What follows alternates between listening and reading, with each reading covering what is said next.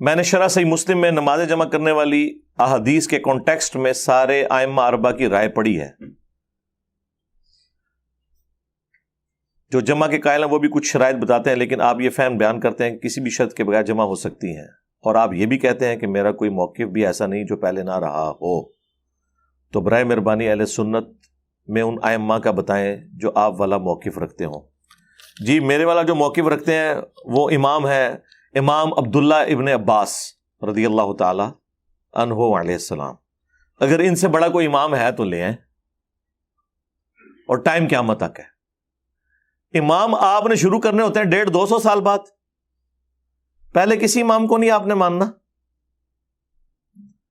بعد میں آپ ذہن میں رکھیے گا کہ جب کبھی بھی اس طرح کا ایشو ڈسکس ہوتا ہے تو آپ نے یہ بھی ذہن میں رکھنا ہے کہ سنی اور شیعہ اختلاف یا فساد ہو چکا ہوا ہے، اور تب یہ سارے ایشو سامنے آ رہے ہیں. میرا دعویٰ تو پھر بھی ختم نہیں ہوگا. اس کی وجہ یہ ہے کہ میں نے یہ دعویٰ کیا تھا کہ اس پلیٹ فارم پہ کوئی ایک عقیدہ بھی ایسا نہیں ہے جو امت کا پہلے نہ ہو. تو مجھے بتائیں دنیا میں 15 سے 20% جو اہل تشیع ہیں، کیا وہ یہ مانتے ہیں جو آپ کہہ رہی ہیں ائمہ اربعہ کی رائے کو؟ یہ تو سنیوں کے اماموں کی رائے آپ نے پیش کی ہے نا.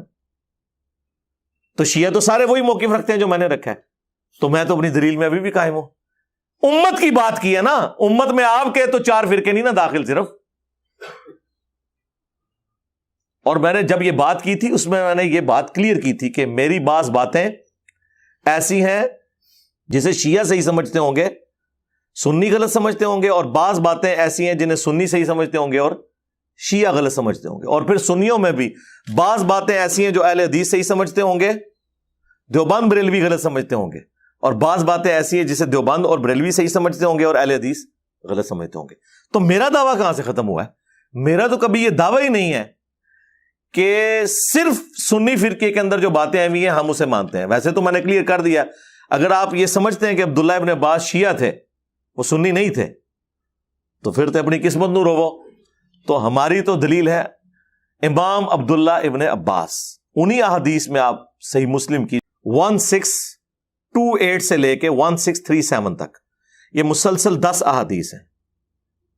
جب عبداللہ ابن عباس واعظ و نصیحت کر رہے تھے اور تھوڑی دیر بعد ایک سنی کھڑا ہو جاتا تھا کہ حضرت نماز کا ٹائم ہو گیا. تو پہلے تو عبداللہ ابن عباس نے اسے اگنور کیا. انہوں نے کہا ٹھیک ہے بیٹھ جا، نماز پڑھنی ہے میں نے بھی. وہ دوبارہ جب کھڑا ہوا تو انہوں نے کہا تیری ماں تجھے روئے. یہ عرب کا محاورہ تھا، یعنی ماں کب روتی ہے؟ جب بندہ گم جائے یا مر جائے. تو یہ فزیکلی کو مرنے کی بدوا نہیں دی انہوں نے، یعنی ایک محاورہ تھا جسے ہم کہتے ہیں تیرا بیڑا ترے، تیرا بیڑا غرق. تو وہ یہ تو نہیں کہتے کہ ہم واقعی غرق کرنا چاہ رہے ہوتے ہیں. اور یہ محاورے نبی اسلام بھی استعمال کرتے تھے.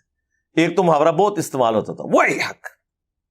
اب یہ آپ کو عمر سیریز میں بھی جگہ جگہ نظر آئے گا، وہی حق، ہلاک ہو جا تو. اب وہ فزیکلی تو نہیں یہ بات کر رہے ہوتے تھے، ایک محاورتاً بات. تو انہوں نے فرمایا کہ تو مجھے سننا سکھائے گا. اچھا اب یہ بات ہم کر دیں تو کہتے ہیں یہ تکبر کا جملہ ہے. عبداللہ ابن عباس نے کہا کہ تو مجھے سننا سکھائے گا.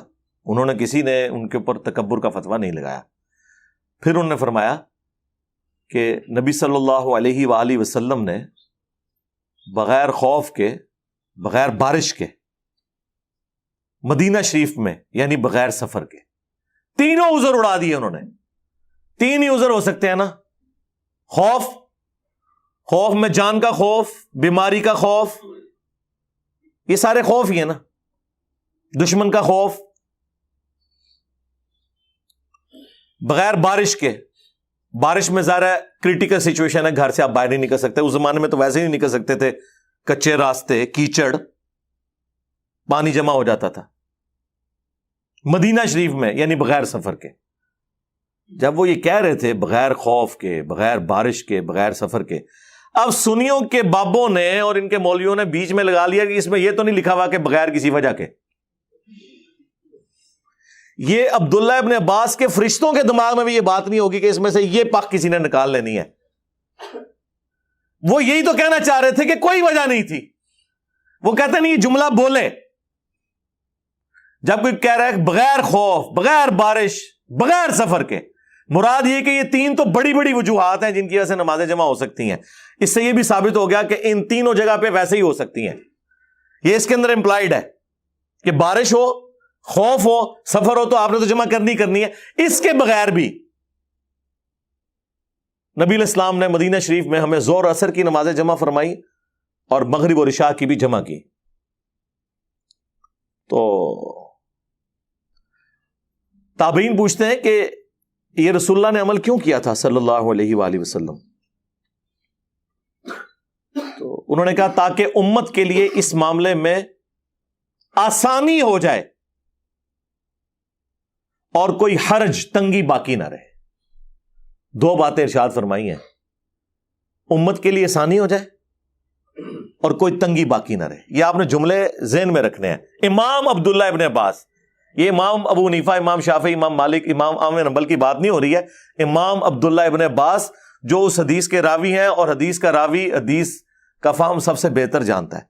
وہاں کوئی ایک اور سنی بیٹھا ہوا تھا انورٹڈ کاما میں، وہ کہتا ہے کہ جب عبداللہ ابن عباس نے یہ بات کی نا تو میرے دل میں قلق آیا کہ پتہ نہیں یہ جھوٹ مارتا پہ یہ صحیح پہ کہندا ہے.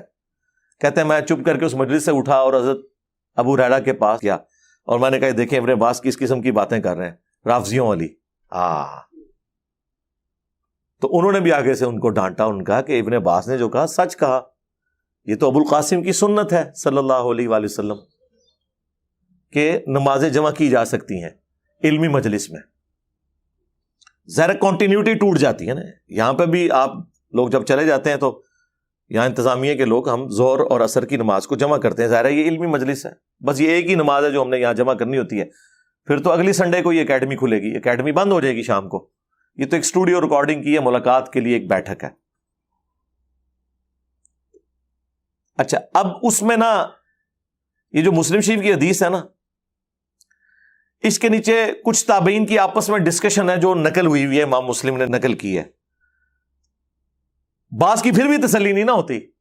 وہ کہتے ہیں کہ میرا خیال ہے کہ رسول اللہ نے ظہر آخری وقت میں پڑھی ہوگی اور عصر اول وقت میں پڑھی ہوگی. اچھا یہ جو جملے ہیں نا وہ اٹھا کے کہتے ہیں کہ دیکھیں جی وہ تابعین اس سے مراد جمع تقدیم یا جمع تاخیر نہیں لیتے تھے بلکہ جمع سوری لیتے تھے. اور جمع سوری کو تو سارے ہی مانتے ہیں، جمع سوری تو جمع ہوتی ہی نہیں ہے ایک قسم کی. ظہر آخری وقت میں اور عصر اول وقت میں آپ نے پڑھی تو کون سی جمع ہوئی؟ ظہر کے وقت میں ہوئی، عصر کے وقت میں. اور یہ وہ جمع ہے جسے حنفی بھی کہتے ہیں ٹھیک ہے. مثلا آج کل آلموسٹ جو سنت کے مطابق عصر کا وقت داخل ہو رہا ہے تقریباً 2:45 بجے. آپ 2:30 بجے ظہر کی نماز پڑھ لیں اور 2:45 پڑھ لیں عصر کی نماز، تو نمازیں اپنے وقت کے اندر ہے. اسے کہا جاتا ہے جمع سوری سینٹر میں. اور ایک ہے جمع تقدیم.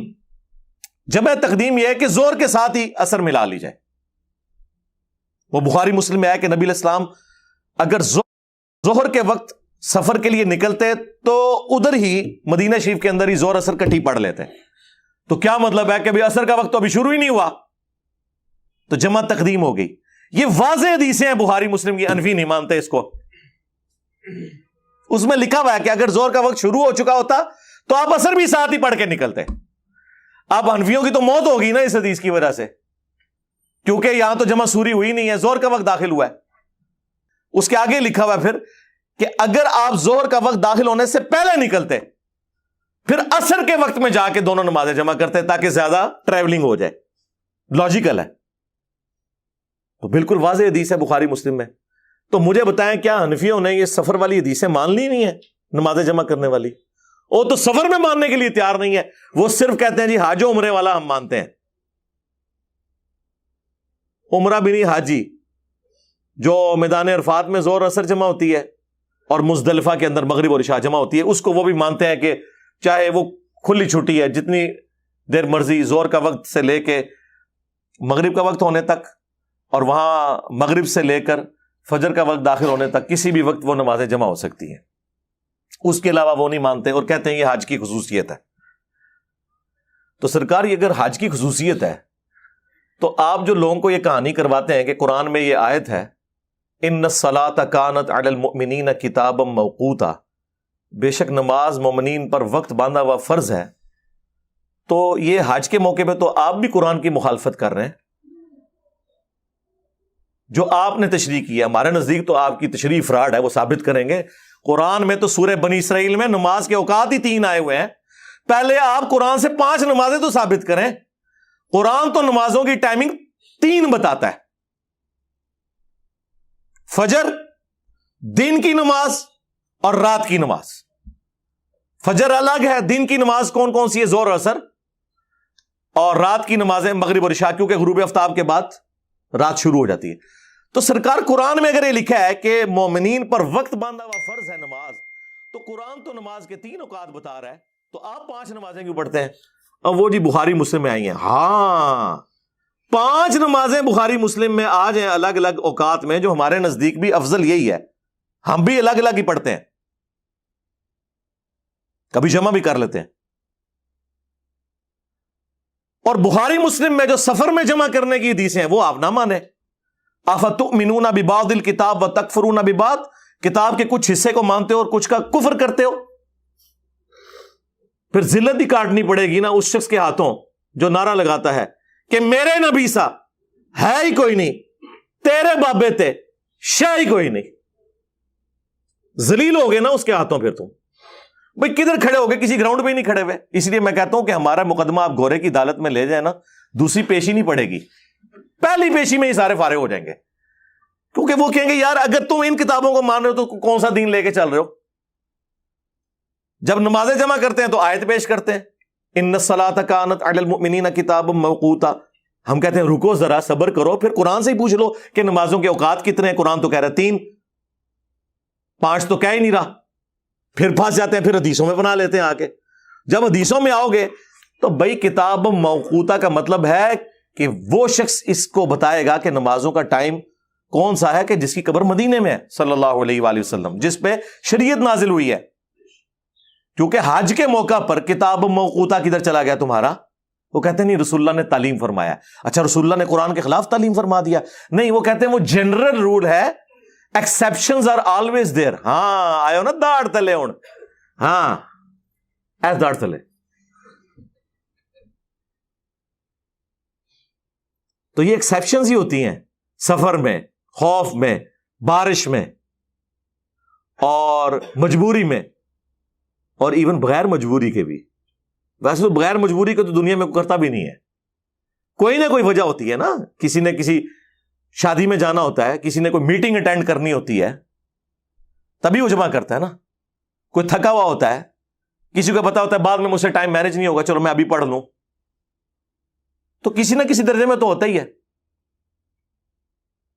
تو یہ بھی آپ کی بات غلط ہے. مجبوری تو ہوتی ہے، نہ بھی ہو تب بھی آپ کیسے حکم لگائیں گے؟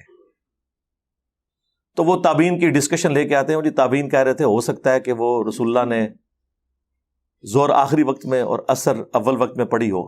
یہ سرکار یہ جو تابعین بیان کر رہے ہیں وہ اپنی رائے بیان کر رہے ہیں. عبداللہ ابن عباس نے تو سیدھا فرمایا کہ رسول اللہ نے ایسے اس لیے کیا تاکہ امت کے لیے تنگی باقی نہ رہے اور آسانی ہو جائے، کوئی حرج باقی نہ رہے. یہ آسانی کا لفظ جو ہے نا بتا رہا ہے کہ نبی الاسلام نے کوئی سٹاپ واچ آن نہیں کی ہوئی تھی کہ بس 10 منٹ رہ گئے، ٹائم داخل ہونے والا، جلدی جلدی وضو کر لو پھر نمازیں جمع کریے. تو یہ کون سی آسانی ہے؟ آسانی تو یہ ہے کہ ٹالرنس آپ کے پاس موجود ہو کہ زور کا وقت داخل ہونے سے لے کر مغرب سے پہلے پہلے کسی بھی وقت نماز جمع ہو جائے، اور مغرب کا وقت داخل ہو کر فجر کا وقت داخل ہونے سے پہلے کسی وقت نمازیں جمع ہو جائیں. یہ آسانی ہوگی. ورنہ مجھے بتائیں، یہ جو کہتے ہیں کہ نبی الاسلام نے نمازیں جمع کروائی، تو آپ ذرا مجھے ایمانداری سے بتائیں کہ جب نبی الاسلام نے مغرب کی اذان دی ہوگی تو ساتھ یہ اناؤنسمنٹ کروائی ہوگی نا کہ یار مغرب کی اذان ہونے لگی ہے لیکن 1.25 گھنٹہ انتظار کرنا ہے، جیسے ہی شام میں 10 منٹ رہ جانا سارے نے آ جانا ہے تو میں پھر کٹھیاں کراواں گا. اس زمانے میں تو کوئی ایسی پاسبلٹی نہیں تھی. آسانی اس میں ہے کہ صحابہ کرام آئے ہوئے ہیں، آئے تو تھے مغرب کی نماز پڑھنے. نبی علیہ السلام کی عصر کے بعد سے ڈسکشن جاری ہے. کئی بار آپ عصر کے بعد خطبہ دیتے تھے پھر لیٹ ہو جاتے تھے. ڈسکشن جاری ہے، اس دوران مغرب ہوگی، آپ نے مغرب نہیں پڑھی، آپ ڈسکشن اپنی جاری کر رہے ہیں. جیسے ہی آپ فارغ ہوئے ہیں اس ڈسکشن سے، آپ نے مغرب اور عشاء کو جمع کر لیا. یا یہ ہوتا ہوگا کہ مغرب کی اذان کے وقت صحابہ کرام آئے مسجد میں اور حضور کہیں گے ہن بیٹھ جاؤ 1.5 گھنٹہ, میں تہاڈے سے ثانی کرن لگا, 1.5 گھنٹے بعد کٹھی دوئے پڑھاواں گا. تو لوگ کہیں گے حضرت یہ 1.5 گھنٹہ ہم گھر میں کوئی اپنے کام کاج کر لیتے, یہ کون سی, یہ تو الٹا وہ 10 یا 20 منٹ کی نماز ہمیں 1.5 گھنٹے کی پڑھ گئی ہے, یہ ثانی ہے, مجھے بتائیں. لیکن common sense is not so common. یہ عقل والوں کو سمجھ آئے گا آسانی کب ہوگی. اسی لیے امام ترمذی نے تینوں طریقے سے احادیث کو جمع کر کے جامعہ ترمذی میں لکھا ہے کہ جمع تقدیم بھی سنت ہے, یعنی ظہر کے ساتھ اثر, جمع تاخیر بھی سنت ہے, یعنی اثر کے ساتھ ظہر, لیکن پہلے ظہر پڑھنی ہوگی پھر اثر, وقت وہ ہوگا. اور اسی طرح مغرب اور عشاء کے لیے بھی. اور جمع سوری بھی سنت ہے. لیکن ظاہر ہے 100 کرو امام ترمذی سنی تو تھے, لیکن انہوں نے حدیث میں یہ نقل تو کیا کہ نبی علیہ السلام نے مسلم والی حدیث امام ترمذی بھی نقل کی, بغیر خوف کے, بغیر بارش کے, بغیر سفر کے نمازوں کو جمع کیا. اور ابن عباس کا فتویٰ بھی نقل کیا تاکہ امت کے لیے آسانی ہو جائے, کوئی تنگی باقی نہ رہے. اور پھر کہتے ہیں لیکن ہمارے جو ائمہ ہیں نا, احمد بن حنبل اور امام شافعی, وہ کہتے ہیں بغیر وجہ کے نمازوں کو جمع نہیں کرنا چاہیے. تو کہتے ہیں آپ کے امام, میں کہتا ہوں جی ابھی اٹھ کے قبروں سے نکل کے کہ ہمیں تو کوئی فرق ہی نہیں پڑتا. اس کی وجہ یہ ہے کہ ہم نے تو اس شخص کو اپنا امام مانا ہے جس کی قبر مدینے میں ہے, صلی اللہ علیہ وآلہ وسلم. جی سرکار اس دور کے امام شافعی اور امام احمد بن حنبل اور امام مالک وہ لوگ ہوں گے نا جو اس دور میں دین سکھا رہے ہیں. اس دور کے لوگ اس زمانے میں ہوتے تو اس زمانے میں وہ امام شافعی امام احمد بن حنبل ہوتے. ٹھیک ہے, جس طرح میں نے عذرائے تفنن کئی دفعہ کہا ہے کہ آپ نے اگر اس دور کا کوئی انجینئر محمد علی مرزا دیکھنا ہے نا تو امام مسلم کا مقدمہ پڑھیں, حدیث کی صحت کے حوالے سے وہ کتنے سٹرکٹ ہیں. اور یہ تفنن کے طور پہ ہے, میں تو اس کو بے ادبی شمار کرتا ہوں. ہاں میں یہ کہتا ہوں کہ اس دور میں اگر امام مسلم کا کوئی جانشین دیکھنا ہے تو ہمیں دیکھ لیں. وہ تو زمانوں سے کیا فرق پڑتا ہے میرے بھائی, سب فالوور ہیں.